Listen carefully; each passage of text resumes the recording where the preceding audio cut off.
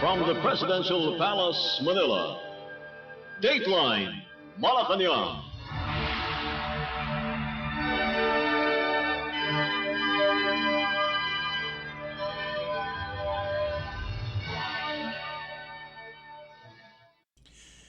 Good day. Radio Pilipinas World Service can also be heard on shortwave broadcast through the shortwave facilities of the United States Agency for Global Media, or Voice of America, on the following shortwave frequencies: 15.640 MHz, 17.750 MHz, and 21.720 MHz. I'm your host, Leo Magpayo, and this is Dateline Malacañang.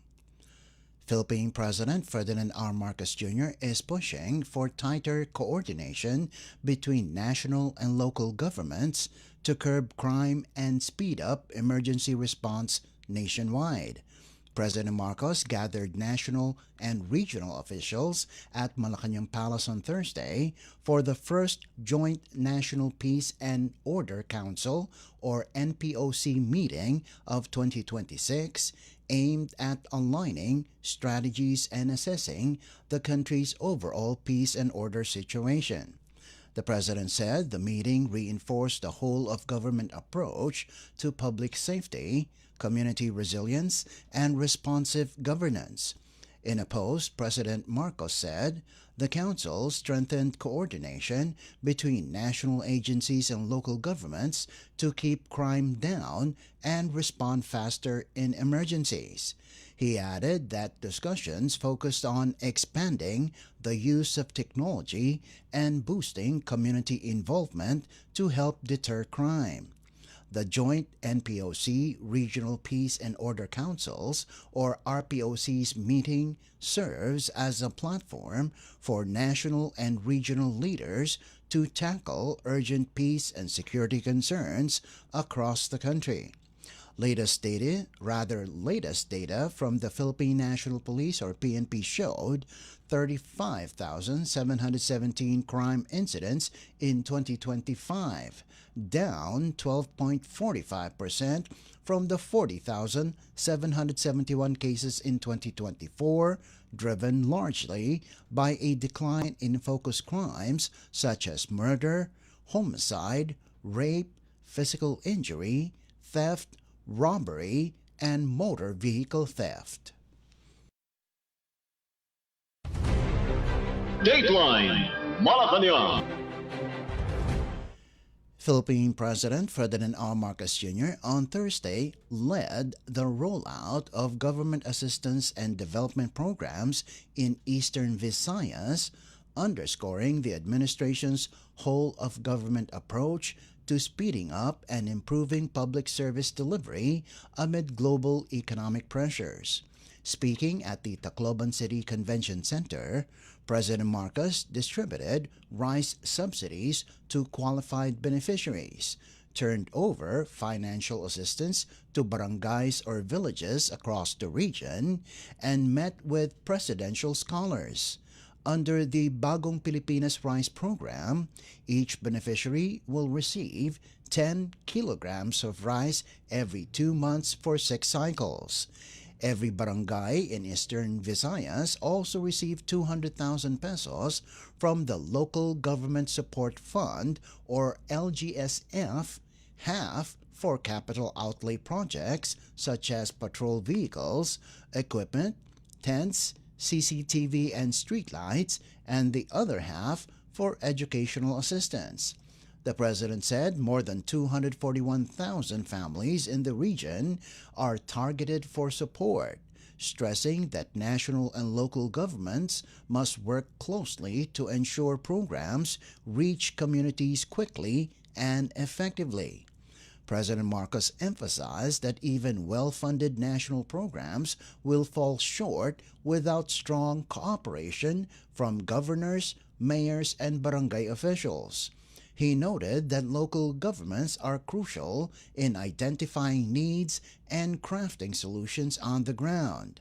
The chief executive also reaffirmed the national government's commitment to ensuring food security as global challenges, including rising fuel prices, continue to affect households. President Marcos told scholars to make full use of the educational assistance, saying education remains a lasting asset that cannot be taken away. The scholarship component aims to support at least 5 scholars per barangay, potentially benefiting more than 200,000 students nationwide. The president thanked local government units for their partnership and said the success of the expanded program will determine future budget increases. Ang katotohanan, ang national government, kahit gaano kaganda ang programa, kahit gaano kaganda, kahit gaano karami yung pondo na hawak ng national government, pag hindi nakikipagtulungan ang national at saka ang local, walang mararamdaman ang taong bayan. Hindi kahit na magandang programa, kung hindi kami tulungan ng local government, ng mga governor, ng mga mayor, hanggat mga barangay official, ay hindi tayo, napakatagal. Mabagal kasi national government lang ang gumagawa.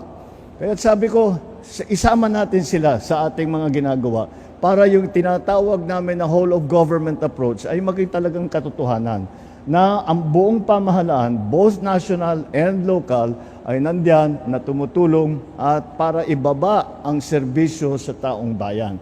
Tayo naman na nasa serbisyo publiko, yan lang naman ang hangarin natin. Yan naman ang pangarap natin na maramdaman ng ating mga kababayan ang serbisyo ng pamahalaan sa naagaran, na mabilis, na tama ang tulong. At kilala natin ang pangangailangan, kilala natin kung sino mga nangangailangan at sila ay natutulungan natin. Kaya't maraming salamat sa inyong lahat. I thank also, of course, our local government officials for their participation, cooperation. Was Philippine President Ferdinand R. Marcos Jr. Dateline Malacañang. Also on Thursday, Philippine President Ferdinand R. Marcos Jr. inaugurated the 1.12 billion peso Hibulangan Small Reservoir Irrigation Project in Leyte Province, a major infrastructure development designed to boost agricultural productivity and strengthen food security in the province. According to the Presidential Communications Office, or PCO, the project will supply reliable irrigation to about 2,750 hectares of farmland, benefiting 1,821 farmers across Leyte. Officials said the initiative supports the administration's broader push to modernize agriculture through strategic irrigation investments. Completed on June 5, 2025, the Hibulangan SRIP features a 25-meter high-zoned earthfill dam, a 247.5-meter crest length, and a reservoir capacity of 9.01 million cubic meters. It is supported by an extensive irrigation network that includes 25 kilometers of main canals, 15.89 kilometers of lateral canals, 5 lateral systems, and 498 irrigation structures to ensure efficient water distribution. The facility will serve the municipalities of Villaba, Matagob, and Cananga in Leyte's 3rd and 4th districts. The PCO said the project will allow farmers to shift away from rain-dependent farming toward a more stable irrigation system, resulting in higher yields and improved incomes. The initiative is also positioned as a key intervention to help farmers adapt to climate variability and rising food demand while supporting long-term agricultural stability. Irrigation development has been identified as a priority under the Marcos Jr. administration to boost farm output, strengthen rural livelihoods, and reinforce national food security. Last time ako napunta rito was na April 15 pa yun. Kasama ko ang ilan sa ating mga kababayan, mga manggagawa, mga guro at ang mga punong guro. Ngayon naman ay natutuwa ako na makasama naman kagaya ng sinabi kagaya ng sinabi ng ating Administrator Sugitan, ang mga bagong bayani ng bansang Pilipinas, ang ating mga magsasaka at ang ating mga manggagawa. Dahil lagi ko namang, dahil sa aking pananaw, pag tinitignan ko ang ating lipunan, maliwanag na hindi maaring hindi tulungan ang ating mga magsasaka, hindi maaari dahil unang-una, kayo ang nagbubuhay sa aming lahat. Kung hindi sa inyo, kung hindi sa sipag ninyo, kung hindi sa sakripisyo na dinadaanan ninyo, ay mahihirapan po ang buong Pilipinas na kami naman na nasa gobyerno, sabi sa paano natin pakakainin lahat ng mga kapwa natin Pilipino. Ay kaya naman umaasa kami at hindi lagi naman kayo sa harap ng hirap na maraming problema. Pagka nagkabagyo, walang tubig, late dumating ang mga input, hindi tumataas ang ngayon, lalo na ngayon, tumataas ang presyo ng fertilizer. Ay kaya naman lahat yan kailangan yung harapin, ngunit hindi kayo umaatras at kahit papaano ay naipapakain ninyo ang lahat ng mga inyong kapwang Pilipino. Kaya kayo ang guest of honor, kayo ang bagong bayani. That was Philippine President Ferdinand R. Marcos Jr. Dateline Malacañang. Malacañang on Thursday said Philippine President Ferdinand R. Marcos Jr. is now pursuing both legal and diplomatic steps to secure the immediate return of fugitive Zaldi Ko, who is currently in France seeking political asylum. This comes after Czech Embassy Chargé d'Affaires Eva Tenzin met with the president on Wednesday and confirmed that Ko had earlier been detained in the Czech Republic for using invalid travel documents. Palace press officer Claire Castro said Tenzin affirmed the president's earlier statement that Ko was once under Czech custody. Castro added that President Marcos has expressed the government's readiness to fast-track extradition arrangements and strengthen law enforcement cooperation with concerned countries to hasten Ko's return to face graft and malversation charges in the Philippines. She said the president reiterated that the government will exhaust all legal and diplomatic avenues to bring Ko home. President Marcos also summoned Tenzin and French Ambassador Marie Fontanelle to seek further clarification on Ko's case, while stressing that foreign jurisdictions should not become safe havens for individuals facing criminal charges.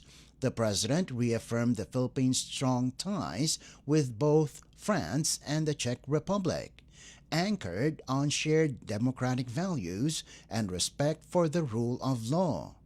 Castro noted that Czech officials confirmed Ko's detention but could not provide additional details due to international and domestic legal restrictions. She said President Marcos expressed disappointment over what he described as a very unsatisfactory outcome of negotiations with Czech authorities, citing limited communication while Ko was in their custody. Despite this, both France and the Czech Republic assured the president of continued cooperation, provided requests comply with their respective legal frameworks. Castro also clarified that the chief executive did not request the expedited issuance of an Interpol red notice for Ko, who is facing graft and malversation cases linked to alleged irregularities in flood control projects. Mr. President, you are correct in your information that Saldico was detained by Czech authorities due to invalid travel documents.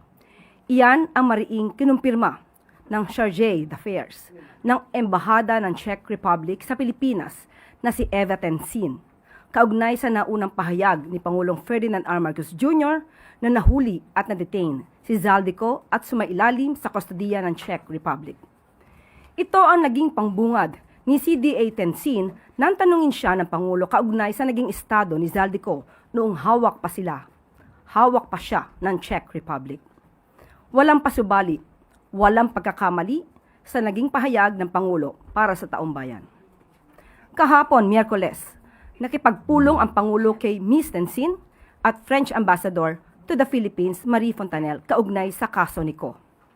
Dito ipinahayag ng Pangulo ang kanyang pagkadismaya matapos na ma-release ang puganting si Ko mula sa kustodiya ng Czech Republic at nanatiling nasa Europe. Hiniling din ng Pangulo na maliwanagan at maipaliwanag at iginiit na hindi dapat maging kakulangan ng ibang bansa para sa mga tumatakas sa kamay ng batas sa Pilipinas. Gayunman, pinagtibay ng Pangulo ang matibay na ugnayan ng Pilipinas sa Czech Republic at France na nakaangkla sa democratic values at pagrespeto sa rule of law. Binigyan din ng Pangulo ang kahandaang ng Pilipinas na pabilisin ang mga kasunduan ng extradition at iba pang kooperasyon sa batas. Sa huli, muling tiniyak ng Pangulo na gagawin ng pamahalaan ang lahat ng legal at diplomatikong paraan upang maibalik sa Pilipinas ang puganting si Zaldico, upang harapin ang graft at malversation cases na isinampa laban sa kanya dito sa Pilipinas. Was Palace Press Officer Claire Castro. Dateline Malacañang. Meanwhile, Malacañang said the Bangko Sentral ng Pilipinas or BSP remains the lead institution responsible for stabilizing the peso and managing volatility in the foreign exchange market as the Philippine currency continues to trade at record low levels against the United States dollar. In a briefing, Palace Press Officer Claire Castro said the peso's slide is being driven mainly by global forces, not domestic weaknesses.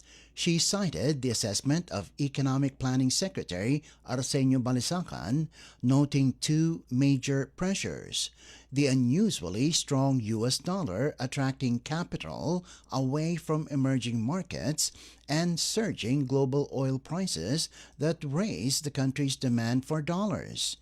Castro said those overlapping external shocks, including geopolitical tensions, are pushing dollar demand faster than supply, widening trade and current account deficits and weakening the peso. She emphasized that dollar demand comes from imports, debt servicing, and other foreign obligations, while supply is supported by exports, remittances, and foreign investments. Castro added that President Ferdinand R. Marcos Jr. shares the same economic view and recognizes that the current currency movements reflect global developments. Medyo nabalita nga po yan, kaya hiningin ko na rin po ang komento ni DepDev Secretary Arsenio Balisacan. On the record low value of the Philippine peso relative to the US dollar, ang sabi po niya, depreciation results from overlapping factors, mainly external to the Philippine economy. There are two major ones. One is the unusually strong US dollar, which is pulling capital toward US assets and away from emerging markets like the Philippines. This makes the peso weaker, simply because the dollar is rising faster. The other main factor is the sharp global oil price spikes, combined with the country's dependence on imports. This causes the country's demand for dollars to spike, the trade and current account deficits to rise, and in turn, the peso to weaken. In short, the peso depreciation reflects the rise of the demand for dollars faster than the supply of dollars. So yun po ang kasagutan ni Secretary Balisacan. Of course, masasabi po natin na dahil sa dulot na rin po ng krisis sa Middle East, maaaring ito ang inasahan at sa paliwanag na nga rin po ni Secretary Balisacan. At yun din po ang nasa saloobin ng palasyo at ng Pangulo.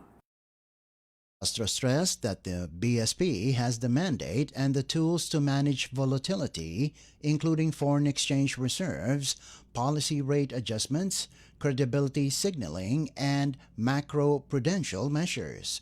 According to Castro, the central bank's resources remain sufficient to prevent excessive swings in the peso. First, it is the BSP, our central bank that has the institutional mandate to stabilize the peso and prevent excessive volatility. Its ammunition is sufficient to prevent excessive volatility. So yun po ang kasagutan, Secretary Balisacan. Palace Press Officer Claire Castro. Dateline Malacañang. Still on Thursday, Malacañang says the House Committee on Justice's finding of probable cause to impeach Vice President Sara Duterte is rooted in the hearings conducted and the evidence presented before lawmakers. In the briefing, Palace Press Officer Claire Castro stressed that the matter falls squarely under Congress's authority, noting that legislators reached their conclusion after reviewing testimonies and documents submitted during committee proceedings. Castro said the committee's unanimous vote reflects what members saw and evaluated during the hearings. The panel earlier consolidated 2 impeachment complaints accusing Duterte of misuse of public funds, betrayal of public trust, corruption, and issuing threats against the First Family. The resulting articles of impeachment will now move to the House plenary, where a 1/3 vote is needed to transmit the case to the Senate for trial. Castro also addressed revelations raised during the hearings, including alleged threats involving President Ferdinand R. Marcos Jr. and First Lady Liza Araneta Marcos. The National Bureau of Investigation, or NBI, previously said one of the individuals Duterte allegedly contacted in relation to an assassination plot may be a member of the Armed Forces of the Philippines, or AFP. Despite this, Castro said the president maintains full trust in active AFP personnel. She added that individuals mentioned in the NBI's statements should be allowed to perform their duties without speculation while proper processes take place. Sa mga aktibong miyembro po ng AFP, ang tiwala po ng Pangulo ay buong buo. Kung sino man po ito na nasasabi po ngayon ng NBI Director Atty. Matibag na maaaring parte ng security ng Vice Presidente, hayaan na lamang po natin sila magtrabaho dahil baka po hindi kinakailangan pang idetalye kung ano po ang kanilang ino-operate. Yan po ay trabaho ng Kongreso. Kung nakita po natin ang boto dahil nakita naman nila sa pamamagitan ng kanilang hearing na naganap at may mga ebidensya na ipakita. So, ang pagdidesisyon nila ay naaayon naman sa kanilang mga nasaksihan. Was Palace Press Officer Claire Castro. Dateline Malacañang. And finally, Malacañang is urging Congress to revisit the country's lifeline rate system to ensure a fairer distribution of electricity subsidies as more consumers raise concerns over rising power bills.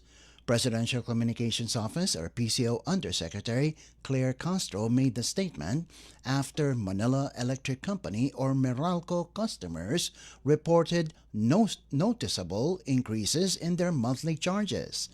She said the current setup, where discounts for marginalized households are partly shouldered by other consumers, may need a thorough reassessment. Castro noted that the lifeline rate, a subsidy for low-income households, including Pantawid Pamilyang Pilipino program or 4-piece beneficiaries, has long been funded through socialized pricing rather than direct government allocation. Under the system, households consuming 0 to 20 kilowatt hours per month receive a 100% discount on generation, transmission, distribution, and system loss charges, paying only minimal fixed fees. With electricity bills rising amid extreme heat and an ongoing energy crunch, many consumers have questioned why they are covering subsidy costs. Some have argued that government should directly fund assistance for vulnerable sectors instead of passing the burden to paying customers. Castro emphasized that the lifeline rate is not new, tracing its origins to a law enacted in 2001 and expanded by succeeding administrations. She said the program has evolved over the years, with its implementation now extended for up to 50 years under recent amendments. She added that a congressional review would help determine whether the current structure remains equitable and sustainable for both marginalized households and regular consumers. Ito naman po ayon sa record ay nagsimula pa noong 2001 sa panahon ni dating Pangulong Gloria Macapagal Arroyo. At ito ay na-extend sa panahon ni dating Pangulong Noynoy Aquino. At na-extend ito for 20 years. At sa panahon ni dating Pangulong Duterte, lumawak pa ito hanggang 50 years. So ito'y matagal ng batas na i-extend na lamang. At siguro ang pinakamaganda rito, mabusising muli ng Kongreso kung ano ang nararapat para sa magkakaroon tayo ng balanse na pagtulong sa ating mga kababayan. Palace Press Officer Claire Castro. Dateline Malacañang. Before we conclude our program, Radyo Pilipinas World Service of the Presidential Broadcast Service can be heard over the following shortwave frequencies: 15.640 MHz, 17.750 MHz, and 21.720 MHz. Radyo Pilipinas World Service is also live on audio streaming. Just download Evox PBS Receiver on your Google Play Store or the App Store from your Apple phone. You can also visit our Facebook page and YouTube channel. Just type in and search for Radyo Pilipinas World Service. Kindly subscribe, like, and share our posts as well. And that concludes this edition of Dateline Malacañang. For Radyo Pilipinas World Service, this is Leo Magpayo. Good day and stay safe. From the Presidential Palace, Manila, Dateline Malacañang.